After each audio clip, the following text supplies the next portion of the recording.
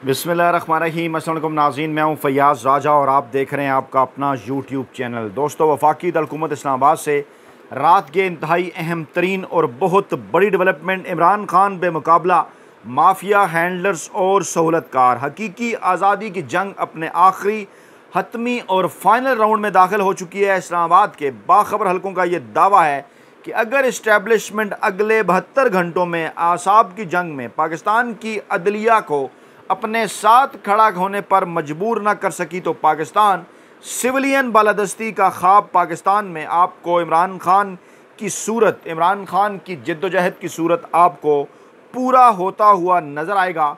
Chief justice Lahore high court justice Aaliya Neelam साहिबा के सनसनीखेज इनकार के बाद अगले 72 घंटे इंतहाई अहम करार दिए जा रहे हैं, क्योंकि अगले 72 घंटों में पंजाब में इलेक्शन ट्रिब्यूनल्स अपना काम शुरू कर देंगे। और ये काम अगर उन्होंने शुरू कर दिया तो ये पाकिस्तान तहरीक इंसाफ और इमरान खान की वापसी का आगाज़ होगा। कप्तान ने कैसे और क्यों कर एक बाल पर 2 विकेटें गिरा दी हैं, तफसीलात आपको बताएंगे। और फाइनल राउंड में सुप्रीम कोर्ट ऑफ पाकिस्तान के 14 जजेस और पाकिस्तानी इस्टेब्लिशमेंट के 12 जर्नैल बराह रास्त तौर पर आमने सामने हैं। इस मामले की तस्दीक पाकिस्तानी इस्टेब्लिशमेंट के खुद साख्ता तर्जुमान फैसल वाउडा साहब की जानिब से भी की गई। पहले उन्हीं का बयान आपके सामने रखते हैं, और ये जो बयानात हैं ये किसी सूरत इग्नोर नहीं किए जा सकते। असल खबर इनके अंदर है। फैसल वाडा साहब फरमाते हैं, सूरत हाल ऐसी है, पाकिस्तान तहरीक इंसाफ समेत तमाम पार्टियों का ये आखिरी इक़्तिदार होगा और आइंदा 90 दिनों में इस्लामाबाद का दर्जा हरारत बहुत गर्म होगा। हम गुज़श्ता एक हफ़्ते से ये मामला आपके गोश गुजार कर रहे हैं कि अगले 100 दिन इंतहाई इम्पॉर्टेंट हैं, और काजी फैज़ ईसा साहब को भी इस बात का अंदाज़ा है, ख्वाजा आसिफ साहब को भी इस बात का अंदाज़ा है, पाकिस्तानी इस्टेब्लिशमेंट को भी पता है। तभी तो ख्वाजा आसिफ साहब की जानिब से माहौल बनाने के लिए चंद दिन पहले एक बयान दिया गया, जिसमें यह कहा गया कि काजी फैज़ ईसा का उन्होंने जिक्र तो नहीं किया, लेकिन उन्होंने कहा कि अक्टूबर नवंबर में 8 फरवरी 2024 के इलेक्शन पर हमला होगा। पता है उन्हें इस बात का कि अगर सुप्रीम कोर्ट ऑफ पाकिस्तान ने जो फ़ैसला दिया था कि मखसूस नशिस्तें पाकिस्तान तहरीक इंसाफ का हक़ हैं, वो फार्मूला अगर असली फार्म 47 के ऊपर लग गया, यानी अगर इलेक्शन ट्रिब्यूनल्स ने फार्म 45, 47 पाकिस्तानी अवाम के सामने असली रखते हुए फ़ैसले कर दिए, तो पाकिस्तान तहरीक इंसाफ की नशिस्तें बन जाएंगी जनरल नशिस्तें 179, जो कि पाकिस्तान तहरीक इंसाफ की मखसूस नशिस्तें मिलाकर कुल टोटल को 225 तक पहुँचा देंगी। इसीलिए ख्वाजा आसिफ साहब ने भी इस बात की तरफ इशारा किया कि फरवरी 2024 के इलेक्शन पर हमला होगा। अब तो बड़े एंकर वेले कालमनिगार मुलाजम साफ़ी भी ये बात कर रहे हैं, और एक प्रोग्राम के अंदर हामिद मीर साहब भी ये फरमाते हुए पाए गए। उन्होंने ये कहा कि अगर इस फैसले पर अमल होता है, आइंदा चंद दिनों के अंदर इमरान खान भी बाहर होंगे। पाकिस्तान तहरीक इंसाफ और इमरान खान की वापसी दीवार पर लिखी हुई नज़र आ रही है, और इसीलिए एमरजेंसी और मार्शल लॉ की धमकियाँ भी दी जा रही हैं, मखसूस सहाफ़ियों के ज़रिए पैगाम रसानियाँ भी जारी हैं। फैसल वाउडा ने कहा कि अजीब सा माहौल बन गया है, हर जगह अदालती मार्शल लॉ नज़र आ रहा है। हालांकि सबको इस बात का अंदाज़ा है कि हर जगह अदालती नहीं, बल्कि वो मार्शल लॉ है जो पाकिस्तान में पहले भी 4 मरतबा आया। कहते हैं इंतज़ामी मामलात में अदलिया मुदाखलत कर रही है। नहीं जनाब, कोई भी इंतज़ामी मामला ऐसा नहीं है। ये तो आइन की तशरीह का मामला था जिसमें अदलिया ने फ़ैसला दिया। मौसूफ़ कहते हैं अदालती मार्शल लॉ का तासुर ख़त्म होना चाहिए, सबको अपना अपना काम करना चाहिए। ये कौन दे रहा है पैगाम? हम भी ये बात करते हैं कि उस मार्शल लॉ का तासुर ख़त्म होना चाहिए जो 4 मरतबा पहले पाकिस्तान में लग चुका और अब गैर एलानिया जारी है, और सबको अपना काम करना चाहिए।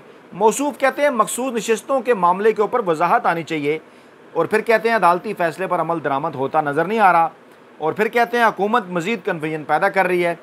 अब एक तो ये सेफ़ पैसेज शहबाज शरीफ साहब को भी देना चाहते हैं, इस्टेब्लिशमेंट का पैगाम भी पहुँचाना चाहते हैं, एमरजेंसी की जानिब भी इशारा करना चाहते हैं, और मौसूफ़ कह रहे हैं कि PTI जो सियासत कर रही है उसमें उसे अल्लाह बचा सकता है और ना बल्ला बचा सकता है। क्या उन्होंने कुफ्रिया एक जुमला बोल दिया? PTI जो सियासत कर रही है इसमें अल्लाह बचा सकता है और ना बल्ला बचा सकता है। आप ज़रा उनके इस जुमले के ऊपर गौर कीजिए कि इस हद तक वो पाकिस्तानी इस्टेब्लिशमेंट के तर्जुमान बन चुके हैं कि अब वो ये बात कर रहे हैं कि अल्लाह भी नहीं बचा सकता और ना बल्ला बचा सकता है। अस्तगफिरुल्लाह। कहते हैं एक केस में PTI वाले बाहर निकले, दूसरे में पकड़े जाते हैं। मार्शल लॉ नहीं आ रहा, टेक्नोक्रेट सेटअप की समझ भी नहीं आ रही, और मौजूदा हुकूमत वही करने जा रही है जो PTI ने किया था। अब ये सफ़ेद झूठ एक बार फिर इनकी जानिब से, वो कहते हैं जनाब इस वक्त जो सूरत हाल होगी ये सियासी पार्टियों का आखिरी मौका होगा और हुकूमत को फ़िलहाल ख़तरा नहीं, जब तक वरासती पार्टियाँ ख़त्म नहीं होंगी बेहतरी नहीं आएगी। अब ये दो चीज़ें, पाकिस्तान तहरीक इंसाफ तो वरासती पार्टी है नहीं, वरासती पार्टी तो जो नून लीग और पीपल्स पार्टी है, तो फिर ये किन की जानिब इशारा कर रहे हैं कि तहरीक इंसाफ भी ख़त्म होगी, वरासती पार्टियाँ भी ख़त्म होंगी। तो डेफिनेटली ये जिनकी तरफ इशारा कर रहे हैं वही हैं जिनकी ये हमेशा से तर्जुमानी कर रहे हैं। ये कहना क्यों पड़ा है इन्हें, ये सूरत हाल पैदा क्यों हुई है, दोबारा से आपके गोश गुजार करते हैं। Chief justice Lahore high court justice Aaliya Neelam ने इलेक्शन ट्रिब्यूनल्स में तब्दीली की इस्तदा मुस्तरद कर दिया है, और शायद यार दोस्त इस खबर को बड़ा नहीं समझ रहे। ये बहुत बड़ी खबर है, बहुत बड़ी डेवलपमेंट है, जो कि मजदूर साफ़ी आपके सामने पिछले व्लॉग में यह खबर ब्रेक कर चुका कि जनाब हुआ कुछ यूँ है कि सुप्रीम कोर्ट के चीफ जस्टिस काजी फ़ैज़ ईसा साहब मौसूफ़ ने चंद दिन पहले जब इलेक्शन कमीशन का फ़ैसला और लाहौर हाई कोर्ट का फ़ैसला कलअदम करार दिया था, इलेक्शन ट्रिब्यूनल्स के हवाले से जस्टिस शहजाद मलिक साहब का फ़ैसला, जिसमें उन्होंने कहा था कि यही ट्रिब्यूनल काम करेंगे, मामलात आगे बढ़ेंगे, फार्म 45 फार्म 47 आवाम के सामने आएंगे, नताइज असली और शफाफ आएंगे। तो उस पर फिर परेशानी हुई थी इलेक्शन कमीशन को, वो फिर गए थे सुप्रीम कोर्ट ऑफ पाकिस्तान। वहाँ पर सुप्रीम कोर्ट ने दोनों फैसले कदम करार दिए और जस्टिस आलिया नीलम साहबा और चीफ इलेक्शन कमिश्नर को कहा कि वो जिरगा करें, जिस जिरगे के काजी साहब हमेशा से खिलाफ रहे हैं। आप समझते हैं ना, उन्होंने उस जिरगा का जिक्र किया कि जिरगा करें। अच्छा, अब जस्टिस आलिया नीलम साहबा ने इस्तदा मुस्तरद कर दी है। सिकंदर सुल्तान राजा साहब ने गुज़श्ता रोज़ मुलाकात की थी और कहा था कि इलेक्शन ट्रिब्यूनल तब्दील करें। उन्होंने कहा जनाब फ़िलहाल मौजूदा इलेक्शन ट्रिब्यूनल से ये आप काम चलाएँ और तब्दीली का फ़ैसला सुप्रीम कोर्ट करेगी, यानी वापस बाल काजी फ़ैज़ ईसा साहब की कोर्ट में इंतहाई ज़बरदस्त आइनी और कानूनी फ़ैसला करते उनकी कोर्ट में डाल दी है। वहाँ पर 14 जज साहबान मौजूद हैं जो आइन, कानून और जमहूरियत के साथ खड़े हैं। काजी फ़ैज़ ईसा साहब हैंडलर्स, माफिया और सहूलतकारों के ख़िलाफ़ खड़े हैं, और काजी साहब जो हैं वो नईम अख्तर अफ़गान के साथ मिलकर इन्होंने 2 रुकनी बेंच की ये समाअत की थी। नईम अख्तर अफ़गान साहब ही की इन्हें हमायत हासिल है, और ये भी कहा जा रहा है कि इनके अलावा अमीनुद्दीन साहब और मंदू खेल साहब शायद इनकी हमायत करें। बाकी जो जो उसमें जो मंदू खेल साहब की भी बिल्कुल कन्फर्म नहीं है, इसलिए तो 14 जजेस बनते हैं। नईम अख्तर अफ़गान और अमीनुद्दीन साहब कन्फर्म है, और उन्हीं के ऊपर जो है वो ये डिपेंड कर रहे हैं। और बसूरत दीगर काजी साहब ने 22 जर्नैलों को ये पैगाम पहुंचा दिया है कि नहीं जनाब, मामलात होने जा रहे हैं बड़े ख़राब, तो आप जनाब आएँ और उसके बाद फिर क्या करें। जी हाँ, इसी किस्म की पैगाम रसानियाँ। इलेक्शन कमीशन ने पाकिस्तान तहरीक इंसाफ के हवाले से मखसूद शिस्तों पर सुप्रीम कोर्ट के फ़ैसले पर अमल दरामद का फ़ैसला किया, तो फिर फैसल वाडा साहब जैसे किरदार सामने आ गए आवाम के अंदर कन्फ्यूजन फैलाने के लिए। इसी दौरान PTI ने कौमी असम्बली की अपनी फ़हरिस्त भी अपडेट कर ली, पंजाब असम्बली के लिए भी मखसूस शिस्तों की फ़हरिस्त अपडेट कर ली। अब उसमें मरियम नवाज़ साहबा को बड़ी परेशानी शुरू होगी, क्योंकि जो है वो सनम जावेद साहबा का भी नाम लिया जा रहा है। अब सनम जावेद साहबा की एक वीडियो है, उनसे सवाल पूछा जा रहा है कि जनाब मरियम बड़ी परेशान है, आपके ऊपर बात कर रही हैं, तो आप क्या कहना चाहेंगे? ज़रा गौर से सुनिए ये क्या कह रही हैं। अभी तक हवासों में सवाल है, क्या कहेंगे आप? सुनिए ज़रा। मुझे बड़ी हैरत हुई है जो बीबी जर्नैलों और जजों के नाम ले लेके तनकीद करती थी, मेरा नाम नहीं ले सकी। आप हिम्मत करके मेरा नाम लें, फिर मैं आपको बताती हूँ कि हम कितने जुर्म करके जेलों में हैं और आप कितनी बेगुनाह जेलों में थी। जज ने मुझे बोलने से मना नहीं किया हुआ। ऐसे मुनासिब अल्फाज में आपको बताऊंगी कि आप याद रखेंगी। हमें पता है कि हम अदालतों में अपने केस लड़के निकले हैं, और आप पता नहीं क्या जोड़ के और क्या खोल के और क्या झुका के और क्या माफिया मांग के निकली हैं। मैं आपको बहुत अच्छी तरह बताऊंगी, आप एक बार मेरा नाम लेने की हिम्मत। जी, तो सनम जावेद साहबा आ रही हैं, मरियम नवाज़ साहबा को परेशानी है। लाहौर में आज वो बोली भी हैं और जजेस को बाकायदा तौर पर उन्होंने धमकी दी है। अब ये है वो असली परेशानी। अच्छा, इसी दौरान जो कोई ख़बर नहीं बताई जा रही, TV चैनल की जीनत नहीं बन रही, अखबारात में नहीं आ रही, सूबाई असम्बली खैबर पख्तूनख्वा ने PTI पर पाबंदी के फ़ैसले के ख़िलाफ़ खैबर पख्तूनख्वा असम्बली के अंदर करारदाद मंजूर कर ली है, और कौमी असम्बली की ये करारदाद बड़ी अहमियत की हामिल है। और कहा गया इस करारदाद के अंदर कि ये आर्टिकल 17 की खिलाफ वर्जी होगी, तहरीक इंसाफ अदालत जाएगी, और इसके अलावा वहाँ पर चीफ इलेक्शन कमिश्नर और 4 सूबाई इलेक्शन कमिश्नर अरकान के इस्तीफ़े के मुतालबे की करारदाद भी पेश की गई कि अगर वो मुस्तफ़ी ना हुए तो उनके ख़िलाफ़ रेफरेंस भी सुप्रीम कोर्ट के अंदर जो है वो भेजा जाएगा। ये एक बहुत बड़ी डेवलपमेंट है। अगर पंजाब असम्बली के अंदर, अगर सिंध असम्बली के अंदर, अगर बलोचिस्तान असम्बली के अंदर इमरान खान के ख़िलाफ़ या पाकिस्तान तहरीक इंसाफ के ख़िलाफ़ कोई करारदाद मंजूर की जाए, तो किस तरह से टीवी चैनल्स उसको प्रमोट करते हैं, लेकिन जहाँ पर शायद वो ये समझते हैं कि खैबर पख्तूनख्वा में पाकिस्तानी अवाम नहीं रहते, या फिर वो ये समझते हैं कि खैबर पख्तूनख्वा की असम्बली है नहीं कोई असम्बली, तो जनाब या फिर वो ये समझते हैं कि वो वोट लेकर नहीं आए।